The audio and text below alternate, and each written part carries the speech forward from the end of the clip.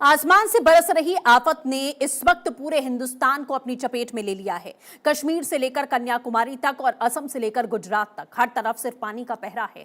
कहीं सड़कें समंदर बन चुकी हैं तो कहीं पहाड़ ताश के पत्तों की तरह ढह रहे हैं। देश के 20 राज्यों में भारी बारिश का अलर्ट है और करीब आधा दर्जन राज्य इस वक्त जल प्रलय का सामना कर रहे हैं।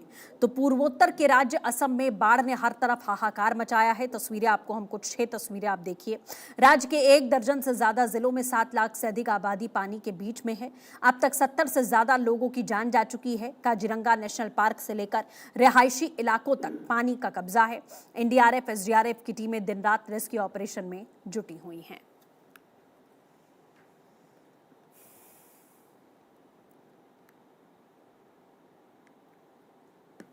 हमारी टीम जो है पहले 21 जून से ही कच्छ डिस्ट्रिक्ट में डिप्लॉयमेंट है। मुझे लगभग 7:50 पर ये सूचना मिली एसएससी के द्वारा कि भाई इस प्रकार से मोरबी में हलवद जो है तहसील के अंदर लगभग 5 आदमी एक जगह और 7 आदमी एक जगह है, ट्रैप्ड है। तो मैंने सर के नंबर मुझे मिल गए थे, सर के और हमारे आपस में बातचीत हुई। सर ने मुझे यहाँ की चीज़ों के बारे में बताया कि इस प्रकार से लोग फंसे हुए हैं। तो मैंने वहीं से सर से कोऑर्डिनेशन हो गया था और सर को बता दिया था भाई अगर रास्ता यदि ठीक है, हमारी गाड़ी वहाँ पहुँच पाएगी तो ठीक रहेगा, और यदि नहीं पहुँचती है तो हमें ट्रैक्टर की व्यवस्था पहले से करनी होगी। और सर ने जैसे हम पहुँचे उससे पहले ऑलरेडी हमारे पास ट्रैक्टर थे। तो आगे का जो इलाका था उसमें थोड़ा सा टाइम लगा क्योंकि इलाका बड़ा टफ था और पानी उसे भरा था, तो इसमें थोड़ा सा समय लगा।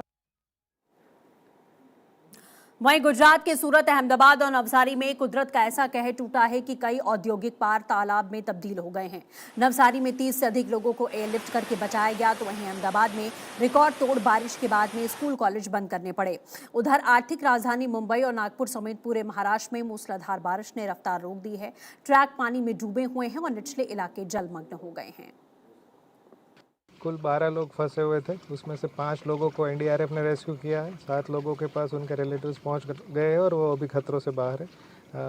ये लोग बाहर दोपहर से यहाँ पे फंसे हुए थे। दोपहर को हमारी एसडीआरएफ की टीम और हड़वद फायर की टीम पहुंची थी। पानी का बहाव और जो लेवल था वो बहुत ज़्यादा था, तो वो लोग उनको रेस्क्यू नहीं कर पाए।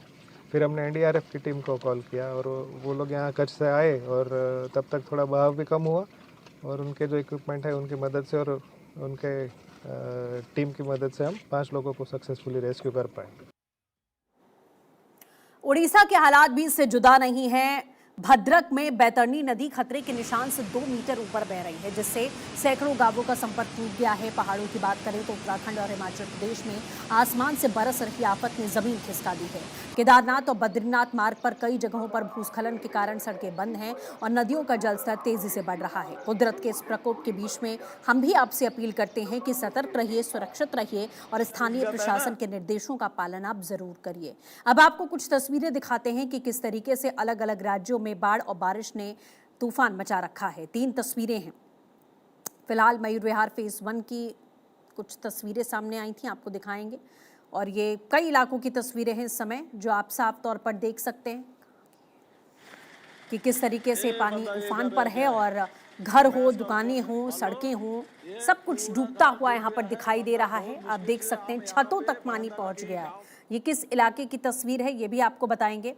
फिलहाल आप साफ तौर पर देख रहे हैं कि कैसे, चाहे वो असम हो, चाहे आप देखिए वो कर्नाटक हो, वहाँ किस तरीके के हालात बने हुए हैं। केरलम में भी हालात बुरे ही हैं। फिलहाल 3 तस्वीरें हैं। एक तरफ पश्चिम बंगाल कोलकाता की तस्वीर है, वहाँ पर भी भारी बारिश है।